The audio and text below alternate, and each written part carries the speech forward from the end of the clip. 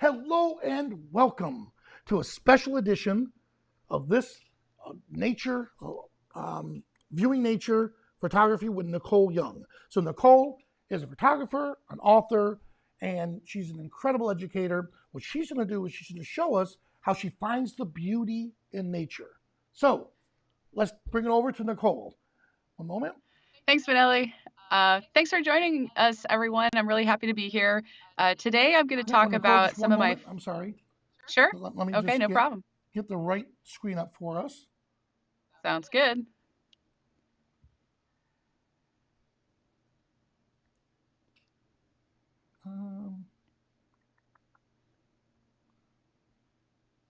Let's see, just one moment, Nicole. I'm so sorry. Wait, right?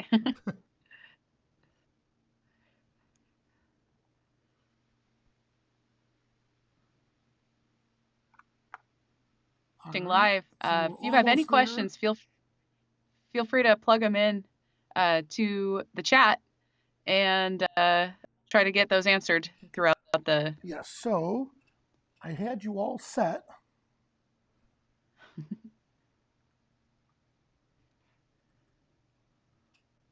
All right, Nicole. Yeah. I see your screen. I just have to make sure I'm sharing it properly. So one moment. Okay. There we go. All right, Nicole, we have you up and running. Okay. All right. So today, just a second. Vanelli, would you mind muting your audio so I can? I'm one of those people who, if I hear myself echo, my brain is jumbled and I just can't concentrate. Is that good? All right. Yeah, I'm good. So today I want to share with you some of my forest photography. So it's, photographing the beauty of nature. There's a lot of different types of nature photography, and I'm really going to focus on that I see out here in the Pacific Northwest. Like Vanelli said, my name is Nicole Young. Some of you who know me may know me as Nicolesy, and I've been doing this a while. I've been living out in the Pacific Northwest for some time and doing a lot of photography. I photograph a lot of different things. You may know me for my food photography. In fact, I just did a broadcast a few days ago with Vanelli on some of my food photography. But like I said, today it's going to be kind of focused on some landscape and nature. So right now, and probably, hopefully for the rest of my life, I'm going to be living in the Pacific Northwest. And it also encompasses Canada, which I just don't have up here. So, this little part right above Washington is also kind of part of the Pacific Northwest. So, I'm right here in Oregon.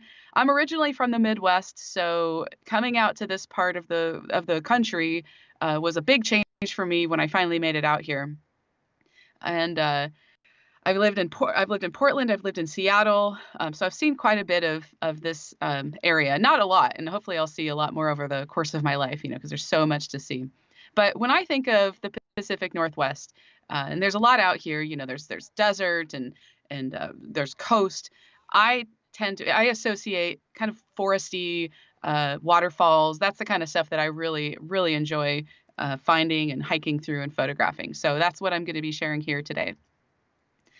It was about 10 years ago, maybe a little less than 10 years ago, when I actually visited Portland, the Portland area, I should say. This photograph was one of the first real big waterfalls that I ever really visited, experienced, and photographed. And it was this kind of photography, photographing, these like long exposures of water that really made me fall in love with landscape photography. And this here is one of my favorite spots. It's called Panther Creek Falls. And, when I first visited this, I think it was 2011. It was very empty. There weren't a lot of people there. And then just recently, a couple weeks ago, I actually went back and I photographed at the bottom part of the falls. And that's my boyfriend there. He was standing there so I could kind of get a good, perspective of how large these beautiful falls are. But it's a popular site now. It's kind of out of the way, but it's absolutely gorgeous and very worth visiting if you ever do come out to, the Portland area or, southern Washington. And another one of my favorite spots is Silver Falls State Park. It's absolutely gorgeous. I'm actually kind of considering moving closer to it to kind of get a little bit more out of the city. And there's tons of waterfalls and forest, and it's beautiful pretty much all year long. Nicole, Yeah, are you doing a are you doing a slideshow? I am doing a Okay, slideshow. yes. So we still see the same image. Has it been So one moment. really? Yeah. So maybe you have the other What do you screen see? shared. What do you see? So right now I My see whole your screen. beautiful the entrance one where it says photographing the beauty of nature. Really? The whole thing hasn't been playing? Okay, what do you see now? Same thing. So if you go to share your whole screen, not just an individual one. Pretty sure. I think that's what I set. Screen share. Can you see what I'm doing here? Let's Let see. me share. I'm sharing the whole screen. Yeah, Nicole. I'm So showing the what I'm seeing right now is your beautiful image. uh-huh. One moment. That's strange. Let me see if I can switch. Maybe I'll switch to the application view Yes. and just see if it's only, um, I think the problem is, you know what? Let me try something else. I think what happened was I figured it would work. I am full screened on Keynote here, so maybe that's why it did Yes. that. Okay. Now what do you see? You I still see, see the same. okay, and now what do you see? Same. Oh my goodness.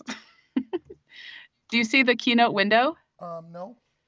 So if you instead of sharing the application, could you share your whole screen?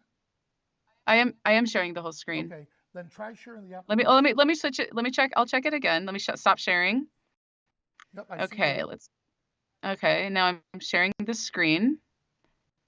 Do you see me, like my screen with all the stuff on it? Exactly. There we go. Here Do it you is. see Keynote window? Beautiful. Yes. Okay, if I push play, do you see my name? Yep. Here we go. Okay, so let me know. I'm switching the slide now. Do you see a Yes. map of the Perfect. Pacific Northwest? Okay, so Now it makes when I was sense. talking about, okay, there we go. Now we're back in business. I apologize for that, everyone. I don't know what happened there. Uh, so this is when I was talking about where I live, and it probably didn't make any sense because I'm showing you spaces on the map, that this is where I live in Oregon, et cetera, et cetera. So this is the photograph I was Oh, telling you about when I first moved out, or I actually just was visiting Oregon at the time, and this is actually in Washington. So this is Panther Creek Falls. And then this is the other image I was showing where my boyfriend, and he was kind of, showing this is so you can really see the expanse of the falls and how big it is. So you're seeing everything, right? yep. My Yep. screen is changing. Beautiful. Finale, Yes. just wanted a like Oh, I'm sorry. positive Yes. confirmation I there. had it Okay, muted. cool. Okay, good. I just wanted to Absolutely make sure before I gorgeous. got any further. And by the way, that photo I just shared, let me backtrack to it. This is actually one of the photos I'm going to be processing. So you'll see me edit this from start to finish. All right, so this is when I was talking about Silver Falls State Park. So like really gorgeous waterfalls and just lots of hiking, beautiful all year round. And this is another, and so now we've kind of made ourselves back to where we stopped, had to have that pause. This is also Silver Falls. I went black and white with this one. There was just some beautiful mist coming through, and the morning light was shining through the trees, and you get those beautiful sunbeams. Uh, Autumn is a wonderful time to photograph out in this area, and there are some spots in particular. This is called the Grist Mill. It's up in Washington. Lots of running water, obviously, the beautiful structure there, and then the autumn leaves everywhere can make it a really beautiful place. I actually, one of my of course, that structure is gorgeous, but I actually like to go back, and this is just behind that area. You can kind of hike back, and there's a bunch of these little, rocks, and the creek is going through it. So it's fun to find those little detail shots or just a little bit closer up, and you're not really focusing on a waterfall so much, but there's some really beautiful things that you can find in the surrounding areas. Another one of my favorite spots is Gorton Creek. Now, a lot of the things, because of everything that's going on right now, a lot of these locations that I'm showing you are actually closed at the moment. So I obviously Panther Creek is open, Silver Falls is open, but much of the Columbia River Gorge is closed right now. So it's kind of nice to reminisce on some of the areas that I was able to visit before. And there was also a fire in 2000, I think it was 2016 or 2017 out in the gorge, which kind of closed down a lot of stuff as well. But it hasn't affected too much. There's still some stuff closed, but there's still a lot of beautiful things to see out here. Another thing I like to do when I photograph out in the forest and I'm hiking is I like to get these kind of detail compositional shots, where you're finding the rocks and you're positioning them a certain way. I really like these at the bottom here. I don't know, there's probably an actual name for the way the water flows over the rocks like that, but I just call it like fingers, how the water just kind of spreads out and spurts out like that. And this one looks like it has a leaf on it, which was why I think I focused on that because it was just really bright and colorful. Another thing I love doing is I really like to bring my macro lens out. And sometimes I will only bring my macro lens because I'm looking for things like fiddleheads, and this is a fiddlehead fern. They're really only out at the beginning of spring when everything is starting to grow, and this will eventually unfurl and become a fern, like a bigger fern. But at this stage, they can be super pretty, and it's really fun to kind of hunt for them and look for these little, ferns. And this is another one that you could see it's already starting to unfurl, but it still has some of that curl at the end. And I thought that the way it was arching over just looked really interesting to me. And for both of these photos, what I did was I was holding, or actually, I think my boyfriend was holding on this particular photo. He was holding an iPhone behind the fern for me, so I had a black background. And of course, you could use something like a black piece of cardboard or foam board to just give, because there's usually going to be a lot of stuff behind what you want to photograph, and doing this really helps to isolate the one thing you're wanting to photograph from the rest of the image to just make it stand out a little bit more. And also, it's still being very kind of a leave no trace type of thing. Of course, I'm not going to pick a fern and take it home and photograph it. I want to get everything while it's there and let it live its life cycle out. So that's another thing you can do. And I've also, another thing that's really fun out here in any kind of, when you get like these damp environments where, these like logs that are kind of decaying, you get a lot of mushrooms. And there are a lot of people out, here who forage for mushrooms and pick them and bring them home. One of my friends does that, but she's also a photographer. So she's kind of started to get me into photographing mushrooms. And it's like hunting. You bring your camera out there and you're looking for these tiny little things, and sometimes they're really, really small. And then, so it's a slow hike. I can't go out to one of these places going, I'm going to hike 5 miles today and photograph mushrooms. It's usually like walking really slowly and looking through things, and your eyes start to really see them and they pop out more. Hey, Nicole, I got to say, Yeah. these images are absolutely astounding. Oh, thanks so much. I What, appreciate that. well, no, you're making me a sports and portrait photographer want to go out and shoot nature. Um, Well, so, it could happen. I used to do a lot of stock photography with people, and now I photograph mostly nature stuff. So, well, okay, so for this particular shot here, what was your angle? yeah. How did you get this shot? Like this mushroom here that I'm showing. Exactly. So with the mushroom photos, usually what I have to do is I usually focus stack, and that means that the way you focus stacking, you may have heard of it. What it is you're creating several photos at different focus increments. So you start the focus kind of up close, and then it kind of moves backwards. I actually, on my Fujifilm camera, my Fujifilm X-T3 camera, I have a focus stacking, like a mode where I can actually set it and it will do the focus stacking for me. I have to use an autofocus lens in order for this to work, but and there's a little bit more to it. You have to kind of play with the settings to really get it to work properly. But I have to get down super low to the ground. I'm looking for a mushroom. Like for this one, I'm looking for something that has a fairly clear background that doesn't have a lot of distractions, anything that would distract from the subject. And with the fun thing about these, and I can't zoom in, but right where my cursor is right there, there's a little tiny bug. And these are the things that I don't actually see until I actually get them on my computer. So that's kind of fun. You kind of, you being surprised, like, oh, there's a little bug there, and I didn't even know that. And but I use Photoshop. There are some like really fancy, I should say, like fancy focus stacking software programs that you can use. Right now, I use Photoshop to do all of my focus stacking, just because I have Photoshop and it works fairly well. Sometimes I have to make some of my own adjustments, like masking and stuff after the fact. But yeah, so the key to this, and I'll get into a little bit, into the slideshow here, but the key to this is just to get down as low as you possibly can, and you have to use a tripod. And of course, I'm using a macro lens for these small mushrooms. All right, well, so here we are now. We're actually in the gear section. So I'm going to start by talking about camera gear, lenses and filters, etc.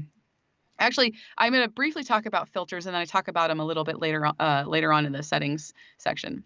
So, camera. You don't need any. You don't. It's kind of corny to say, oh, you can photograph with any camera that you have, but really it's true. You're going to need a specific maybe lens or a specific camera setup if you have a very particular type of photograph you want. Like if you're doing focus stacking with a macro lens, of course you're going to need an SLR camera that can have an interchangeable lens system. But I have gotten a lot of photos with my iPhone. Sometimes I just go out hiking and I don't even bring a camera because I don't I want to kind of step away from it, but I still want to create photos. And so I'll use my iPhone to get like more wide shots. And depending, I have an iPhone 11 Pro, so I have the different lenses and stuff I can play with. So it's kind of fun to work with that. But yeah, just don't feel like if you have an older camera, if you want to start getting into this stuff, start with that, and don't feel like you need to spend a lot of money or go into debt. Start with what you have, and then kind of work from there. Most of the photos here, the newer photos I have, I photographed with my Fujifilm camera. Some of them I photographed, because I used to photograph with Canon before Fujifilm was, I guess, even a thing. So you'll see some of my behind the scenes photos that, like here, this is one of my Canon cameras with my Canon lens setup. And I'll talk about lenses now. So you can use a variety of different kinds of lenses. And like I said, with the cameras, it just depends on what type of image you want to photograph.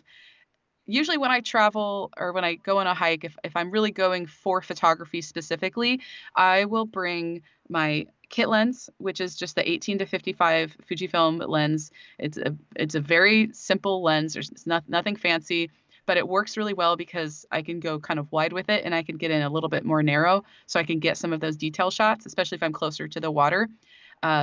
Super like real wide angle lenses, like a 10 to 24, which is another Fujifilm lens that I have. That's what I photographed, that really wide Panther Creek photo that I'm going to be editing after the slideshow.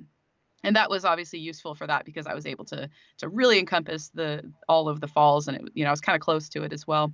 But telephoto lenses are good. This particular behind the scenes photo that I have, I'm using, I think that's the 70 to 200 Canon, and I'm just probably getting a detail shot there, so that's fun to play with that because you can, you go to these places and the waterfall, of course, if you're hiking up to a waterfall, the waterfall, of course, is going to be the kind of the main event, but you can still get a lot of really great shots in, with all the accessory areas and stuff. And of course, macro lenses, like I talked about with the fiddleheads I like to photograph, as well as the mushrooms. Those are good if you want to kind of just go on a fun little adventure hike and hunt for tiny little things and flowers and whatnot. Oh, by the way, I usually get this question. Let me go back to this. This thing right here on the top, I usually get this question, so that's why I'm jumping in here. This is for my Canon camera, which I don't have anymore, but it's a GPS device. So I was able to put that on the top of my hot shoe there and, turn it on, and it would actually record the GPS data into my the metadata of each image that I photographed. So if anyone's wondering what that little thing was, that's what it is. So tripods are very, very essential for the type of photography I do when I'm this type of forest photography. Here, it's kind of hard to see, but like right where my cursor is, if you can see my cursor, there's a little tiny fiddlehead. And so I have to set up my tripod in order to get it. Otherwise, they move around a lot. Like not they move around a lot, but they're very small. So doing macro is pretty essential for, I need a tripod for that type of photography. And this tripod in particular, I do not, and I removed it. I don't have a center column in it, which is why I'm able to kind of like, it's like doing a sploot on the ground there. I'm able to flatten it out and get as low as possible in order to really position my camera properly for this type of shot. And also using a tripod for this allows me, if I'm by myself, especially to hold something behind that fiddlehead in order to actually get a darker background if I wanted to. So another thing you could use if you want to do like macro or low to the ground photography is a platypod. And I don't have any photos of it here, but it's basically just like a really flat device you can put a ball head on, and then you're basically setting your camera on the ground with this. Basically it's just your ball head that's holding up the that's holding up your camera. So you can get super low with that. And if I'm doing a really minimal type of hike where I want to photograph mushrooms, that's all I'll bring. I won't even bring a tripod, and I'll just I'll just look for setups that work with that gear, and then I don't have to like hike with a bunch of stuff. Because actually, just to kind of talk about like the stuff I actually take with me when I'm hiking. When I first started doing like this type of photography, I had my big travel, or my big like adventure type backpack that I would pack all my stuff into, and I wasn't doing these super long hikes or anything, but I would take a lot of gear with me. I'd take a camera, maybe two. I'd take like 3 lenses and, just my tripod. But now I'm kind of trying to be a little bit more minimalistic with the stuff that I take with me. Sometimes it's just a camera and maybe 2 small lenses. Fujifilm cameras and lenses are really small and lightweight, which is one of the reasons I really like them. And I also have a travel tripod, and it's really light. It's different than this one. This is a really Right Stuff tripod system, which is awesome. It's a little bit bulkier though. And they do have smaller ones, but sometimes I'll take my Gitzo travel tripod because it's so little. But and also my boyfriend, he's not a photographer, so I try to balance out, and I'm sure a lot of people aren't necessarily, their spouse or their partner are not photographers, so they may not want to have all of this gear and be bogged down with it if the other person they're with wants to just walk and hike and explore. So I try to find a good balance there. And also, I'm not old, but I'm definitely going to be getting older. And so I want to make sure that I'm not wearing myself down with all of this stuff and I can just enjoy myself. All right, so I'm going to talk a little bit more about what I have going on with my setup here with the tripod. You want a good ball head. You don't need anything really fancy. My preference is Arca Swiss style, and that's basically it's just a very like a universal type of camera system. And here I have a camera, an L bracket, and it basically stays on my camera. I can remove it with a what's that called? Not a screwdriver, an Allen wrench, an Allen key. I can remove it if I want to, but I keep it on there all the time. And it's basically my tripod plate or my ball head plate. But I know that my camera is secure when it's connected to the tripod when I have that. I've almost lost a camera a long time ago.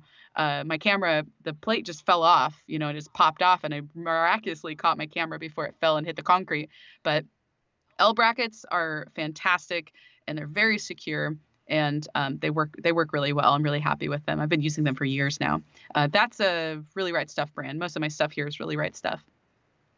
And another thing, if you're doing macro, again, I don't have a photo of it, but you can get what are called macro focusing rails if you want to, and they allow you to kind of incrementally move the camera, like shift it forward and back or left and right. And that's if you're doing really fine-tuned macro work.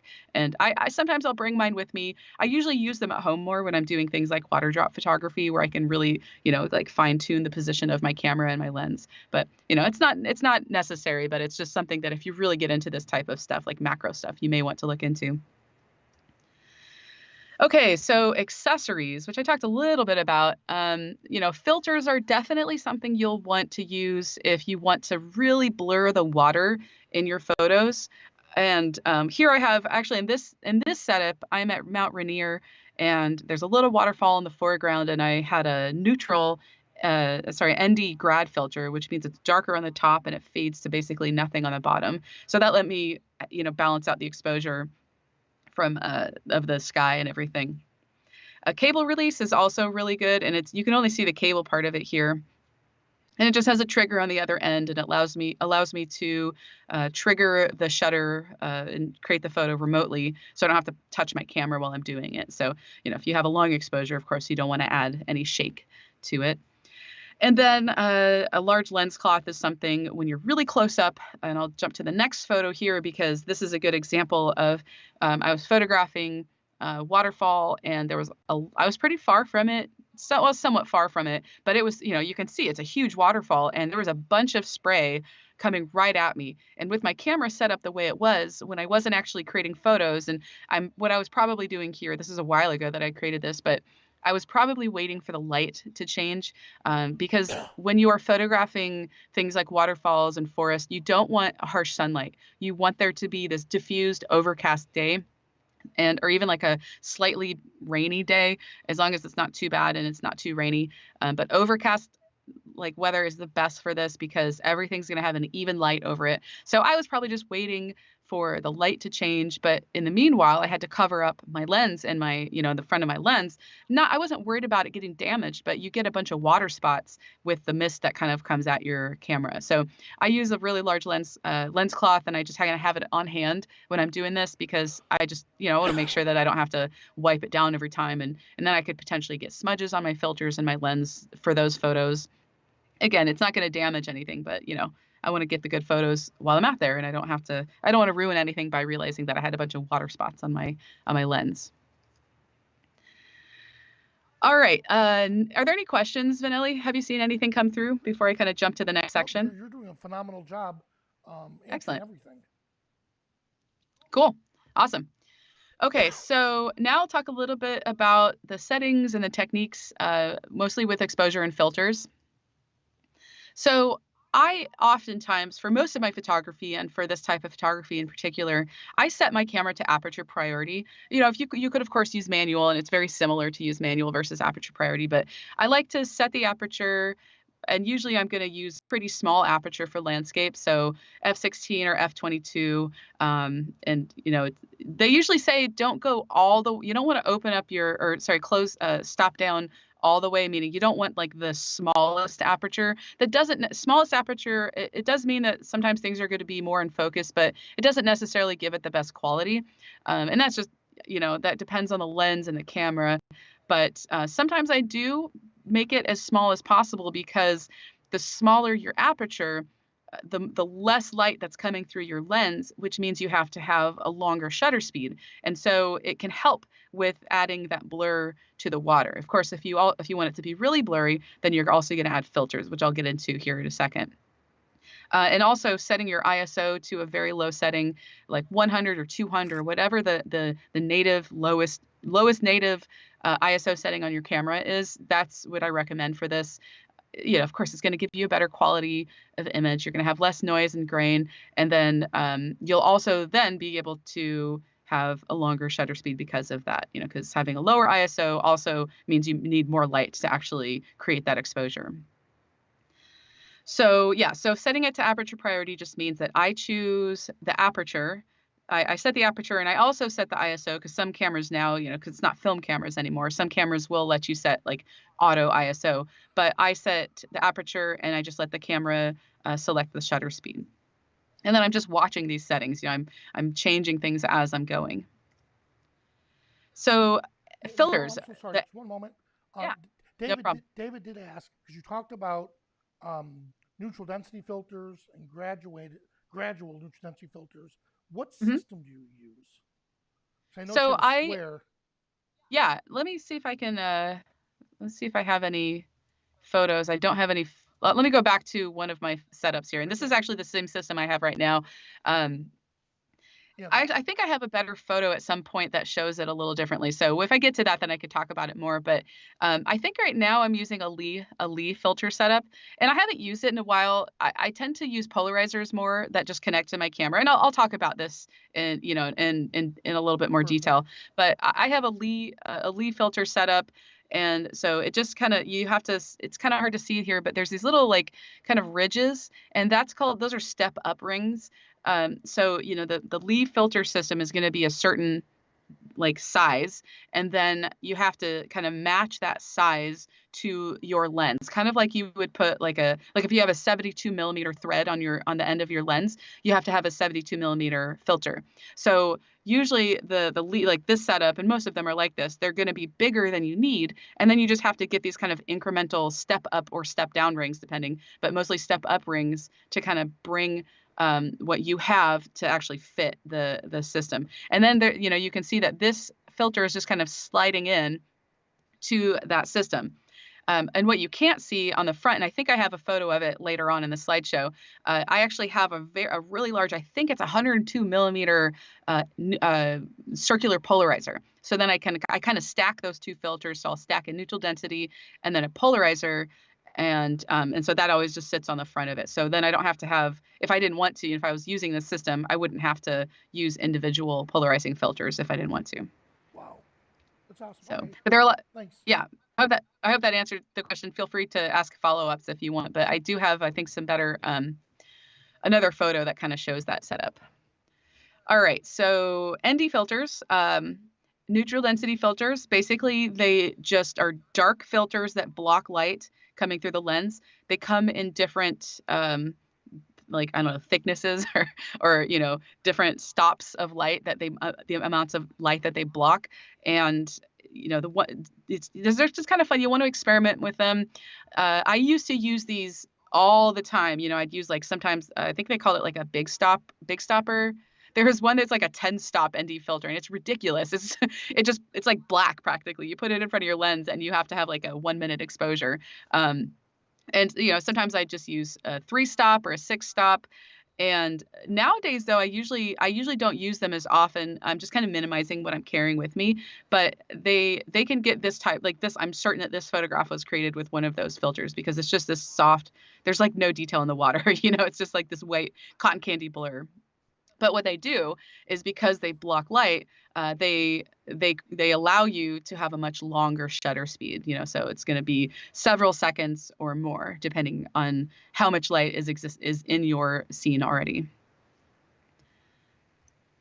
And here's just I have a kind of an example of this. So this is an image where there's no ND filter, and there's still some blur to the water, but it's because there's just not a ton of light in the scene. But then when I add that filter to it, and I don't know exactly which filter I use, so I don't have the specifics because it's not something that gets embedded into the metadata. But this is with an ND filter, so I'll go back and forth again.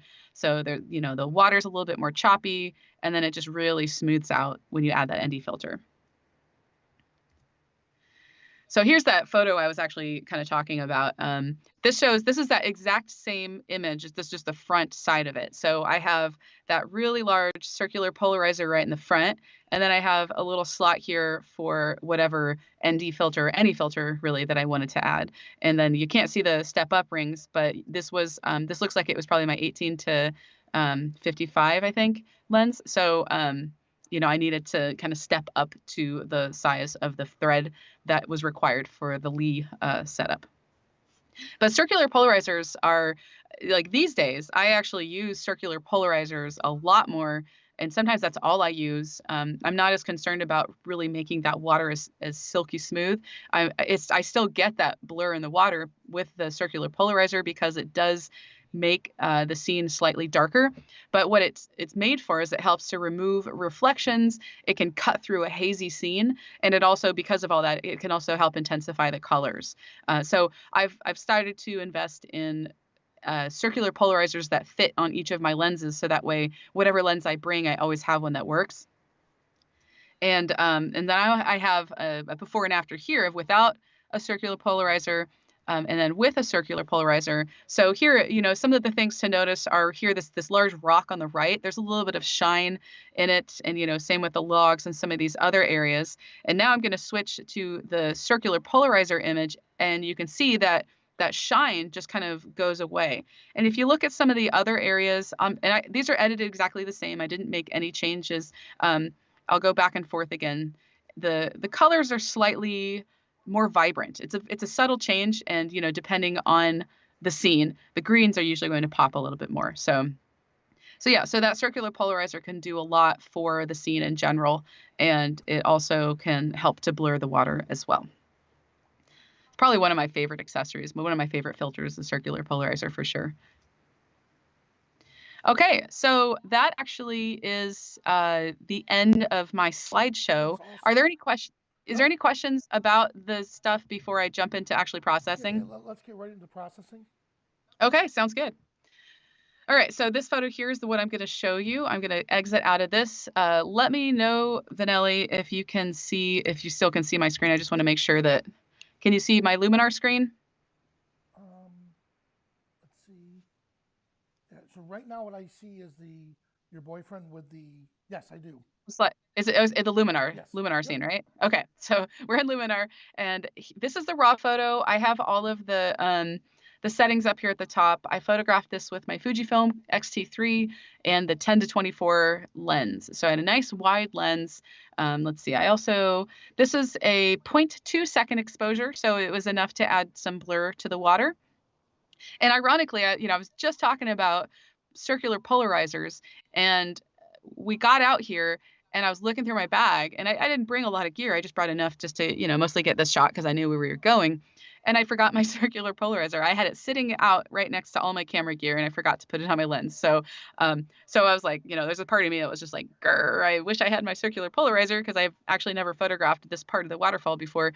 I still think the photograph turned out wonderfully. It would have probably cut through, like, some of these spots on the rocks would have been a little bit darker, but I am very happy with this photo. So, and I wish I had brought the polarizer because I could show you like a before and after, of what it did to this scene. But let's go ahead and jump into editing. So this is a raw file, and I'm going to jump into the edit view over on that top part of the top right part of the Luminar window. I'll start out in the essentials because I usually always start out by editing the white balance and sometimes the exposure. I'm going to toggle that advanced settings. I don't need that right now. So I'm just going to start out by doing a slight increase to the temperature. The color's usually pretty good with my Fujifilm stuff when I photograph. I usually just do auto white balance for my setup. And I'm kind of just moving that slider and watching my photo. And one of the things I do a lot is I do before and afters almost after every single edit. Sometimes I toggle the panel so I can see like only that panel that I changed, and sometimes I do a full before and after. So this is the before, and then I just added a little bit of warmth to the image. I'm just kind of eyeballing it. The beauty of all this is I can always go back and edit and change it if I need to. That's actually all I'm going to do here for now. I'll probably come back to this panel, but once I get that color kind of set the way I want, I like to jump down to the AI Enhance panel or the tool there, if it'll let me. The AI accent slider is a really nice slider inside of Luminar. It really lets me, it's one I like to see what it does for every single photo I work on. Sometimes I would say most of the time it does really good things. And then sometimes I'm like, oh, I don't really need that. It's not really doing what I want. So then I just ignore it. But I know for this case, it's probably going to do some really great things. I'm just going to move it to the right as I'm watching my photo. It adds, a little bit of brightness and contrast. And so there's that before and after of just that slider. And I like to use this before I make adjustments in the light panel because it kind of tells me what I still need to address. So I've done this AI accent slider. I don't want to push it any farther than that. So now I'm going to go back to that light panel, and I want to fill in some of the shadows. So I'm going to take that shadow slider and just kind of move it to the right a little bit. Not too far though. I think that's looking pretty good. So, so far just with a few changes, I've really kind of increased the brightness and the contrast in the photo. And the colors even look a little bit more vibrant. Now I'm going to go down to the landscape enhancer. I really like to play around with the golden hour slider. It's like kind of like a warming filter. So I'm just going to take this, I'm going to move it to the right. I'm just watching my photo. The numbers don't really matter. Let me toggle it off and on. Super subtle change, but it just added a nice amount of warmth. I'm going to do a quick full before and after just to get an idea, because it can be easy to overprocess these kind of images with all this green, because there's another slider here called Foliage Enhancer, which it can definitely do some good things if you have an image that has greens that are not quite as vibrant. But, if I were to start playing around with this, this is definitely not the look I want to go for. So I'm actually just going to keep that at 0. I don't need to enhance any of the foliage specifically. In fact, I may even want to desaturate some of it because I don't want it to look like this nuclear, like way overdone image. So that's all I'm going to do there. And now I'm going to jump over to creative, the creative category. And I'm going to add a sunray, but I'm not going to add beams. Like, I don't want it to be this like sunshine, weird sunshine effect, because this is an overcast day and it just wouldn't fit with this image. What I want to do is I want to add a glow to the very top here. Now, in order to do this, I need to place the sun off of my screen here. If I were to click place sun center, when you use this when you use this feature inside of the sunrays filter, you can't zoom in or out. So my trick is I'm going to get out of this. Let me go ahead and close some of these things in the background. Actually, pardon me, I'm just going to add a new desktop. Let me make sure that you can still see. Can you still see my screen with Luminar? I just want to make sure. Right now we see you. Yep, there's Luminar. Okay. Do you see Luminar? Yes. Okay, good. I don't want to like talk about Luminar and you guys are just staring at my face the whole time. So, okay. So what I do is I went out of the full screen view, I'll go back to it and I just kind of squish in Luminar. And now I can actually see, I'm actually going to click done and then start this over. So I'm going to click place sun center. I'm just going to increase the amount so we can actually see the effect. And now I can actually move this off of the screen, and if I did want to go for those beams, now it would be like, oh, the sun is up in the sky and it's shining down into my image. So that's a nice little trick. It works really well with horizontal images to just kind of squish your screen. But I'm going to move it back. I'll just go back to the full size here. I'll probably have to get back to it and move it again. So I'm not going to go full screen yet. So now that I have the sun placed pretty much where I want it, I may need to adjust it later. First, I'm going to increase that penetration slider all the way because I'm going for a glow. I'm not going for this like, peeking through like the trees, kind of like it is now. And I'm also going to decrease the number of sun rays down to 0. And that kind of helps to give it more of like a blurry, glowy look. Let's see. Where else? I want to play around with the sun rays length. I think I want to decrease this as well because I don't want it to be, encompassing the entire image. Just a little bit of a glow at the top. This is just a subtle effect that I like to play with when I do these types of images.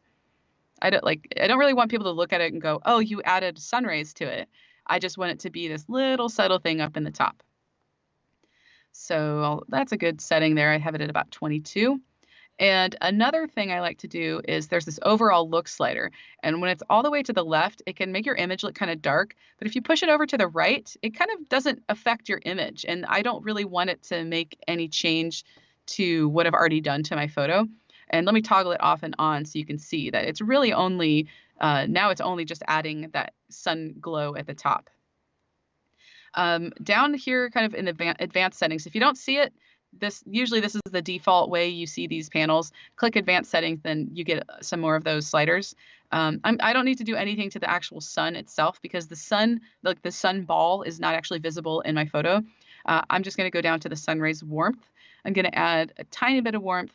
I don't want to go too far. It starts to get kind of yellow, but I just want to add a little bit more, I should say, to just make it a little, to kind of fit with the warmth look I'm going for this image.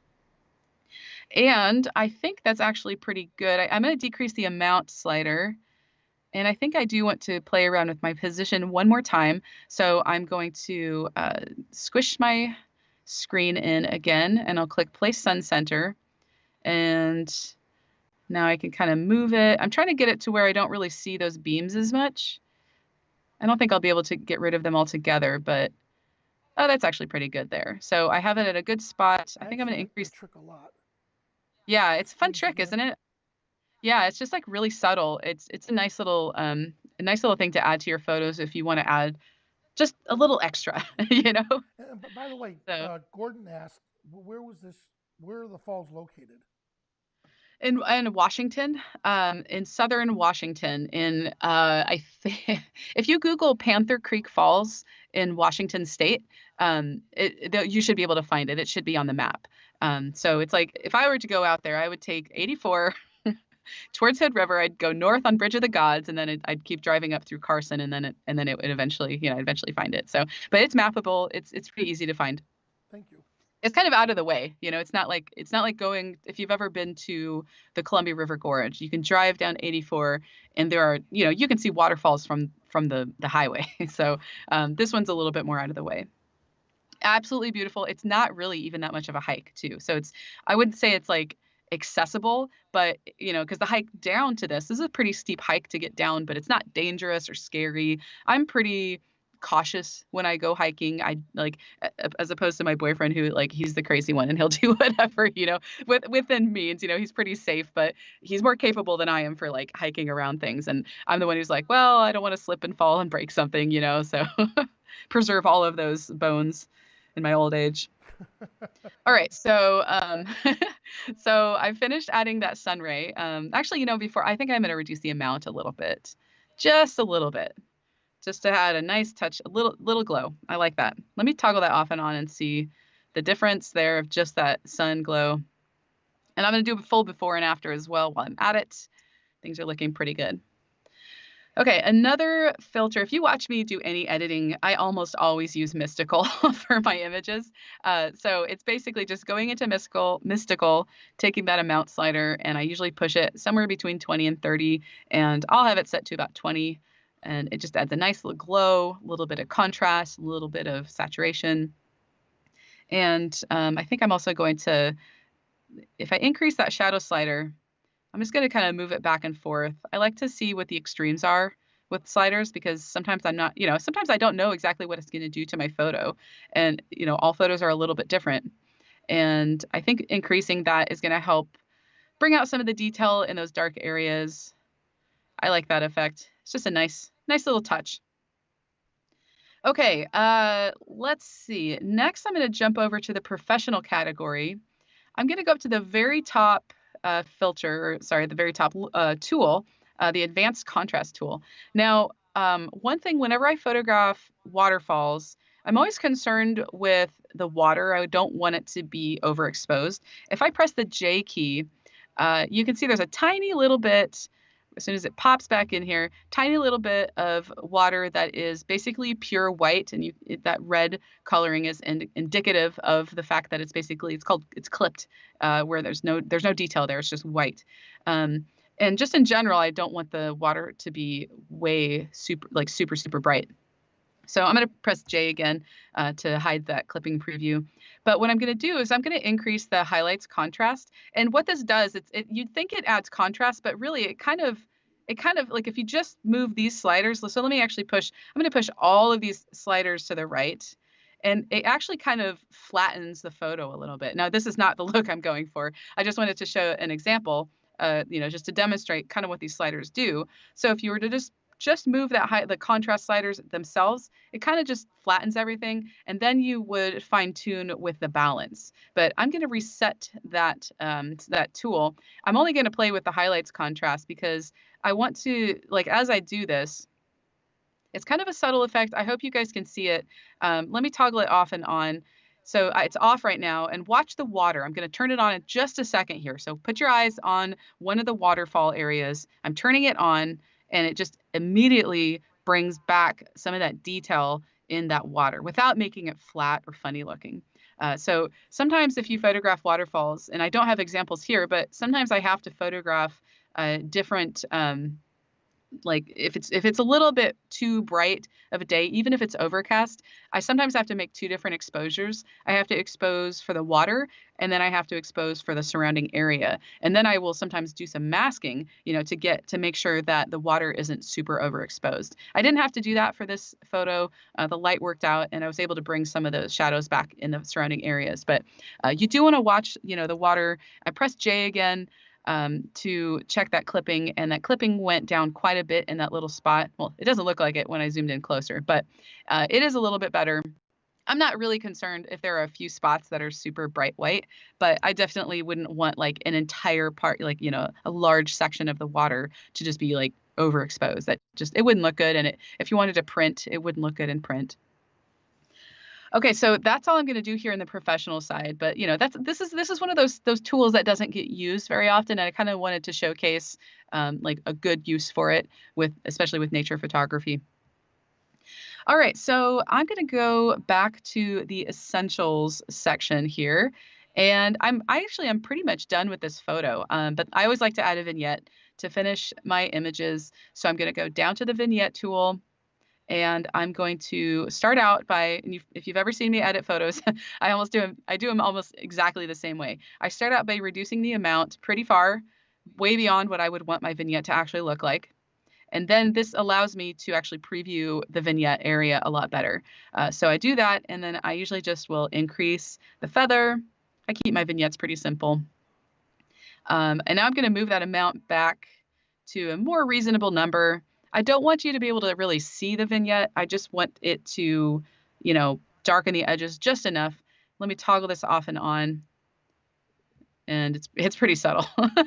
Let me make it a little bit darker so we can actually see something. But I'm also going to increase the inner light, the inner light, and that will just brighten the center part of it.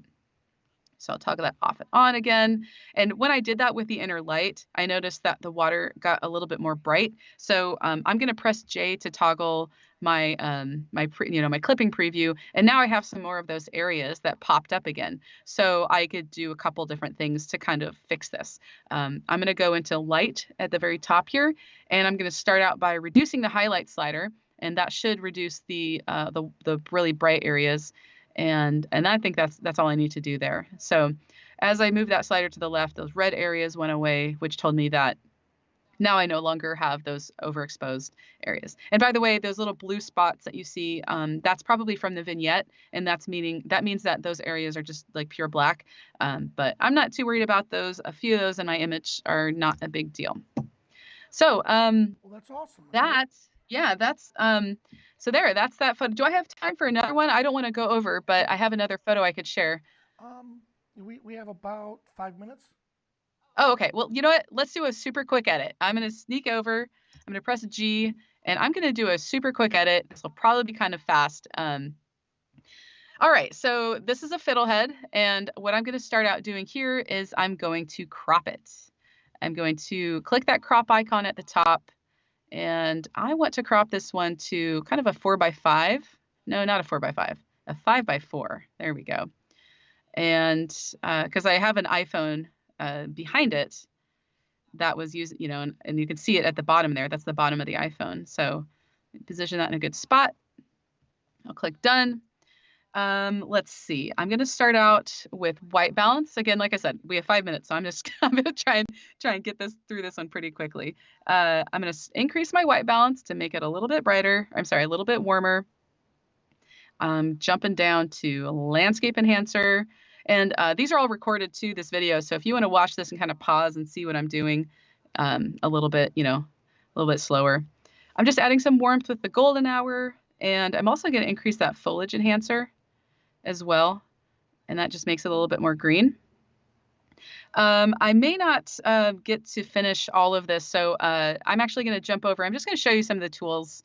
Maybe I'll do that. I'll just show you guys some of the tools that I like to use. So let me go over to the Pro setting, and I'm going to jump into Color Enhancer. Color contrast is a really fun one to play with. You can increase the amount, and you can watch, like the color gets kind of wonky and weird, and it kind of adds saturation. But if I were to push this pretty high, just to demonstrate what it does, I can change the hue, and it just kind of alters the way it's actually changing the color and the contrast in that photo.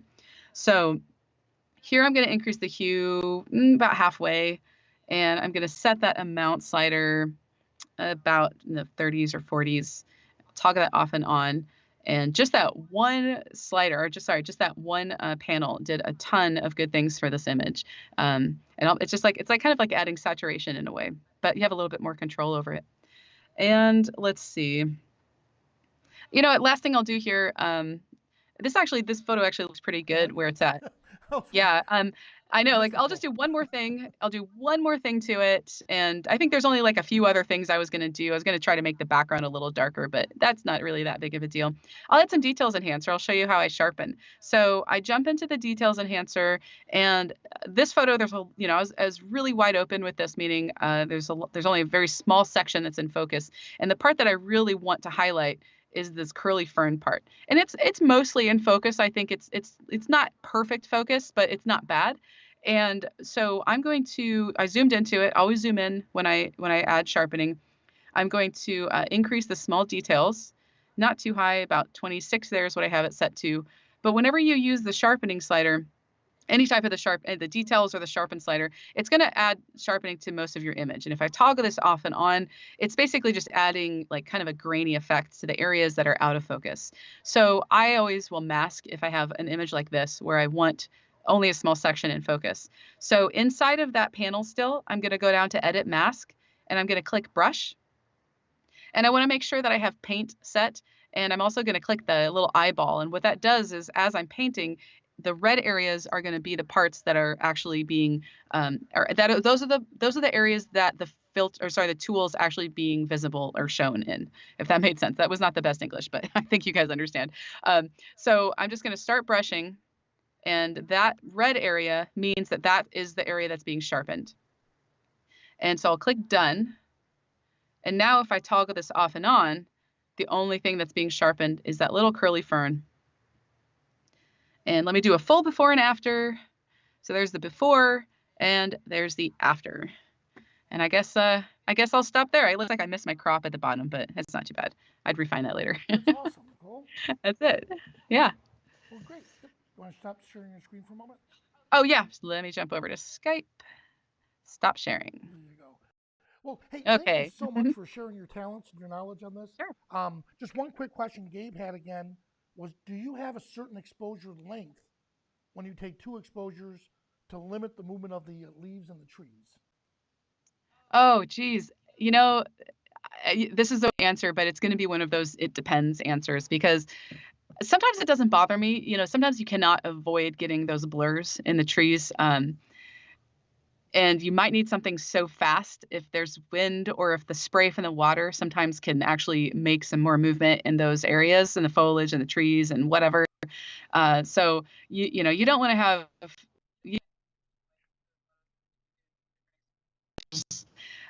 So I don't have a specific setting. That's one of those things that I'd have to be like on scene and actually looking at the scene and seeing my settings and taking care of, making those adjustments. But to be honest, unless I have something that's like going right over my area, like the water or something, or it's something that's just like super distracting, I usually just don't worry about it, and I just kind of let things move a little bit. So, Great. Well, yeah. that's awesome. Are there any more questions? Nope, that was it. Nicole, thank you so Cool. much for taking time out of your schedule for this. Yeah. And No problem. I had fun. Thank you so much for joining us. We're capturing the beauty of nature. Nicole had a wealth of information on how to actually get the shot and then what she does for the processing. So once again, thank you for joining us. And as always, you can find more information on skylum.com/academy, where we have this recording of the episode we just did, along with a wealth of knowledge and information on the website. So thank you once again for joining us, and we'll see you.